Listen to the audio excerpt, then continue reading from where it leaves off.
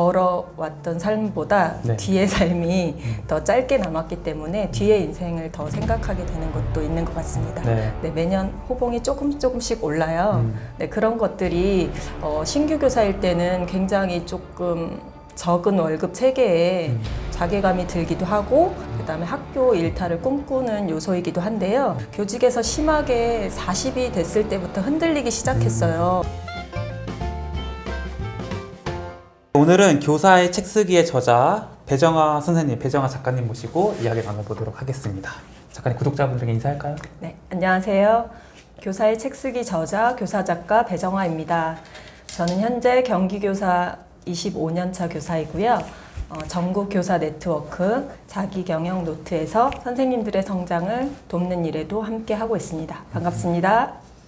이제 25년 정도 이제 한 직장을 다닌다는 것, 네. 직업을 가진다는 게 굉장히 긴 시간이잖아요. 네. 보통 제가 이제 뭐 사기업에 계신 분들 인터뷰하면은 보통 이제 25년, 30년 하면 이제 퇴직을 하시더라고요. 네. 아직 좀 기간이 남으셨잖아요. 네.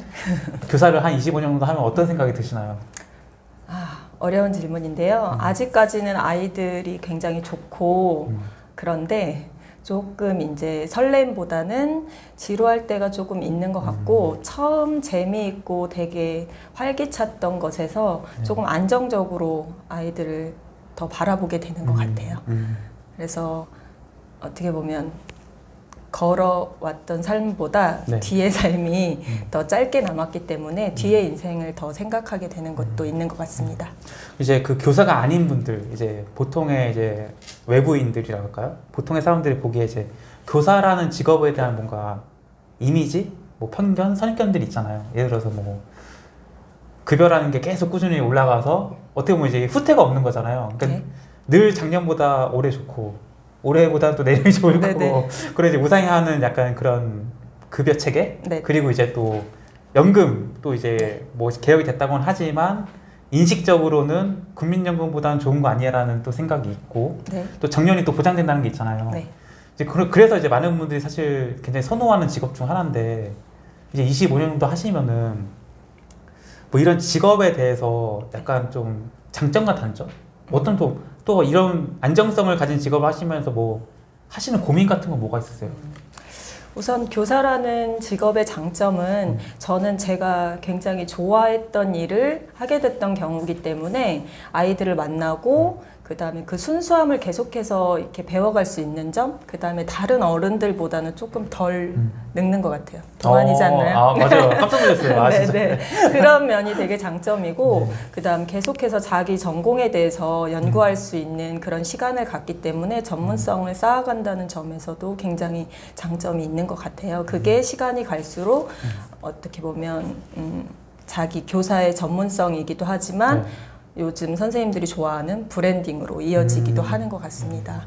그리고 아까 말씀하신 그 안정성, 네. 네, 매년 호봉이 조금씩 올라요.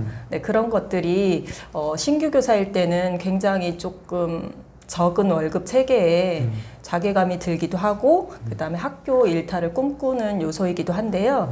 조금만 더 버티면 제가 이런 말을 하기가 굉장히 조금 그렇지만 교사는 연봉이 올라갈수록 연봉이 아니고 호봉이 올라갈수록 네, 연봉이 좀 높아지기 때문에 안정적인 수입을 좀 기대할 수도 있는 것 같아요. 그래서 그런 면에서는 나이가 드는 것이 조금 더 교직에서 유리한 점으로 작용하고 25년 차 되니까 아이들과 막 설레고 무언가 학교에서 해보고 도전적으로 해보고 싶었던 일들이 네. 조금은 자기 삶을 돌아보게 되는 것 같아요. 아이들을 향해 있던 그런 가치들이 이제 내 삶을 돌아보게 되고 나는 학교에서 무엇을 할 수 있는 사람인가? 그런 사람들은 이제 관리자가 되기도 하고요. 또는 수석교사가 되기도 하고 다른 진로를 많이 생각하게 하기도 하고요. 또는 은퇴 이후의 삶도 생각해 보는 것 같아요. 나는 지금까지 교직을 해왔는데 그래서 잘할 수 있는 것은 무엇이지? 나가서 내가 할 수 있는 것은 무엇일까? 이런 것들을 고민하게 되는 지점이 오는 것 같습니다. 네. 그런 이제 시스템이다 보니까 이제 그냥 일반인들 생각은 그냥 한번 이제 교사가 되면은 네. 그냥 이제 애들 그냥 가르치면서 편안하게 그냥 삶을 살아가는구나 하는데 제가 이제 여러 인터뷰 채널들을 운영하면서 교사분들을 만나다 보면은 그 교사 안에서도 또 이제 뭐 책을 쓴다든지 다양한 활동들 또 하시는 분이 있고 그냥 이제 그 교직 생활에 충실하게 하시는 분도 있는 거잖아요. 작가님께서는 왜 책을 쓰세요? 네. 제가 책을 쓴 경우도 네. 교직에서 심하게 40이 됐을 때부터 흔들리기 시작했어요. 무언가 되고 싶은데 그게 무엇인지 몰랐던 것 같아요. 그 당시 장학사 시험을 준비했었는데 사실 1년 공부하고 그만두었고요. 그때 독서 모임에 들어갔고 그 독서 모임에서 만난 선생님이 바로 김진수 선생님이었는데요. 그 당시는 그렇게 유명한 분인지 몰랐어요. 책을 읽고 책 속의 저자를 한번 만나보고 싶다 해서 네. 들어간 모임이었고요. 그 모임에서 읽고 쓰는 삶을 계속 지속하다 보니까 그런 환경에 놓여 있게 되었고 그 다음에 김진수 선생님이 알고 보니 책 쓰기 전도사였더라고요. 네. 진수쌤의 압박과 회유에 못 이겨서 어떻게 보면 제일 처음으로 진수쌤의 제자가 되어보고자 이렇게 네. 책을 쓰기 시작했습니다. 그래서 지금 돌이켜 보니까 제가 책을 쓰게 된 계기는 나를 성장시킨 좋은 환경과 그다음 좋은 사람과의 만남 덕분이 아니었나 싶습니다. 네. 그럼 이제 안정적이고 약간 어떻게 보면 좀 루틴적인 그런 네. 교사라는 직업에 네. 작가가 되는 것에 대한 도전이 네. 삶을 좀 어떻게 변화시켰나요? 약간 처음에는 그냥 무작정 쓰기 시작했는데 책을 쓰다 보니까 굉장히 설렘과 재미를 더해주고 있었던 것 같아요.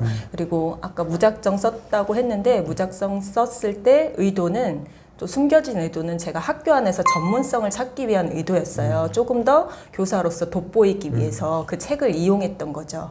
근데 쓰다 보니까 어떤 책을 쓰면서 내 인생에서 느껴보지 못한 설렘과 재미를 느끼게 된 것 같아요. 그리고 우리 대표님하고 얼마 전에 제가 메시지를 한 것 같은데 왜 계속 쓰세요? 뭐 이렇게 물어봤던 것 같아요.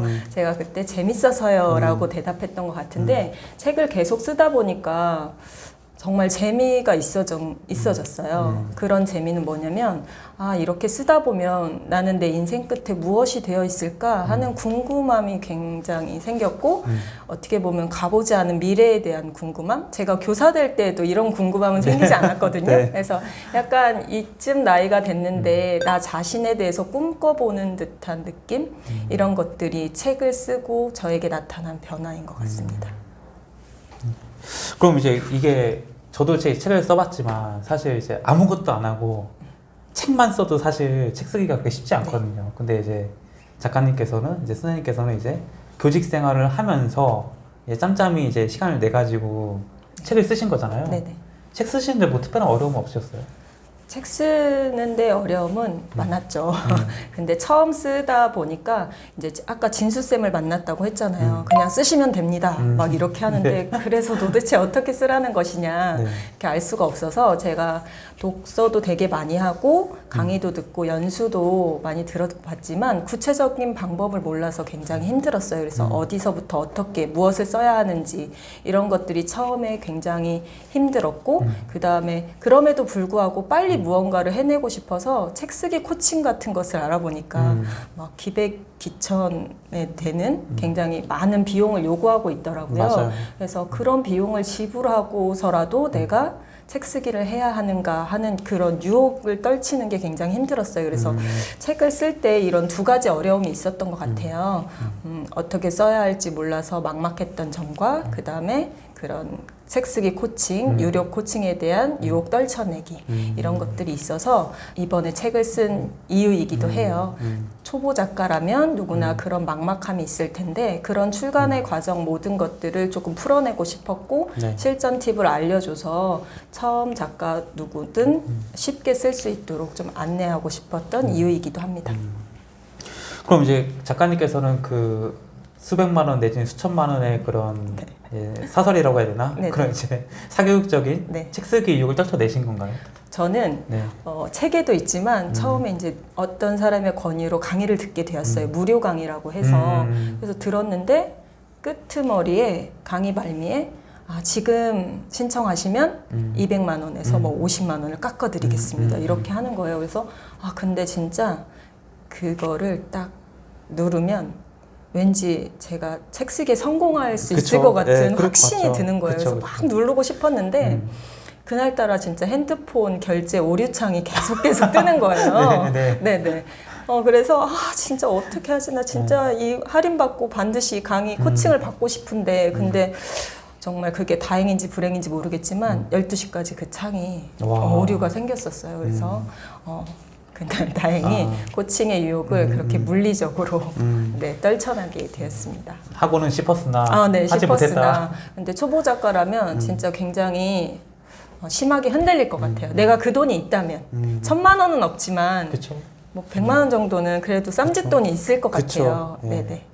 그럼 이제 지금 몇 권의 이제 책을 쓴 작가님으로서 이제 똑같은 상황에서 뭐 그분이 교사가 될 수도 있고 아니면 책을 쓰고 싶은 어떤 예비 작가가 될 수도 있는데 그런 이제 자리에 똑같이 앉아 있다고 했을 때 하라고 얘기하고 싶어요? 아니면 하지 말라고 얘기하고 싶어요? 코칭이요? 네.